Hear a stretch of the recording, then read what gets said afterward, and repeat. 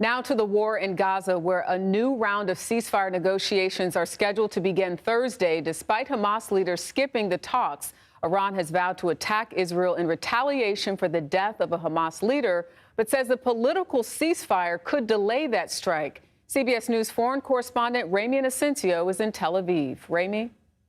Jerika, good evening. We are on the eve of those ceasefire talks in Qatar's capital of Doha, but prospects for an agreement in at least the near future have dimmed after Hamas's representative in Lebanon told CBS News that it is not sending a delegation. But it is important to remind that Hamas has not totally pulled the plug on any talks. A diplomat with knowledge of tomorrow's negotiations told CBS News that Hamas is open to talking afterwards, depending on what comes out of them. Hamas says that at the core, they blame Israel for not replying to a proposal from July 2nd. They say Prime Minister Benjamin Netanyahu has thrown on more conditions, and they add that Israel's military assassinated Hamas's chief negotiator, Ismail Haniyeh, which was 2 weeks ago today.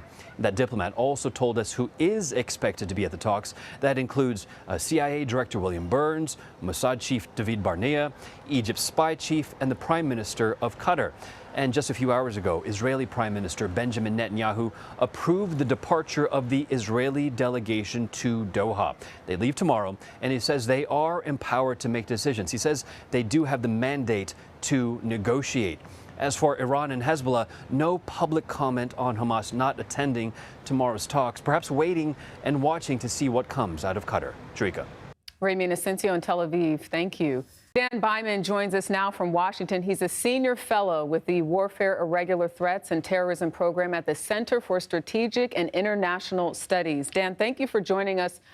First and foremost, at this point in time, what are some of the crucial sticking points of a potential ceasefire deal?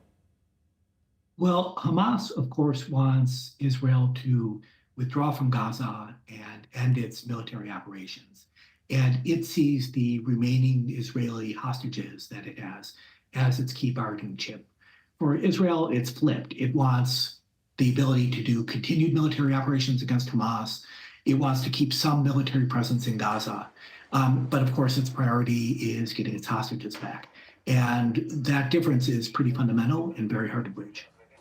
We sort of heard Ramy talk about this a little bit in his reporting, but we know Hamas officials are not going to be there. So talk again about who's sort of mediating on their behalf and how big of a role does that play when it comes to the U.S.?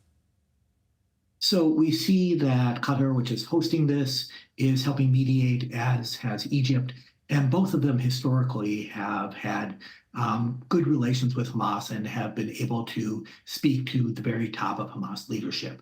That said, there's nothing quite like having Hamas in the room and able to respond directly. So Hamas's non-presence is definitely a step back.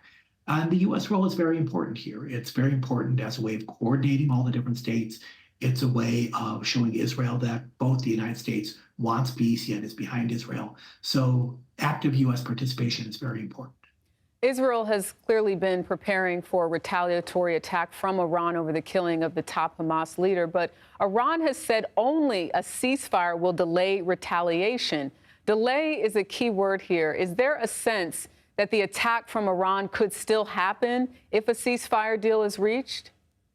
So Iran has vowed to retaliate, but how it's going to retaliate remains unclear. And so Iran could easily say 6 months from now, a year from now, well after there's a ceasefire, that it is retaliating for this attack and for other things Israel has done. So there's certainly a longstanding possibility, but it'd be harder politically for Iran to do this out of the blue. So if there is a ceasefire, that's good news for reducing the likelihood of an Iranian attack. We're coming up on almost a year since the October 7th attacks. We've seen, again, hostages on the Israeli side. They want to get those hostages home. On the Palestinian side, thousands of people that have been killed. Is there a possibility that Iran could be making these threats to impact negotiations? Obviously, there's so much at stake here. So Iran was humiliated by the recent Israeli assassination of a Palestinian leader in Tehran. It was at the very heart of the regime's security apparatus. So Iran's threats of retaliation are largely about its own embarrassment and its desire to shore up its credibility abroad, but especially among Iranian militants. So I think that's Iran's main focus right now.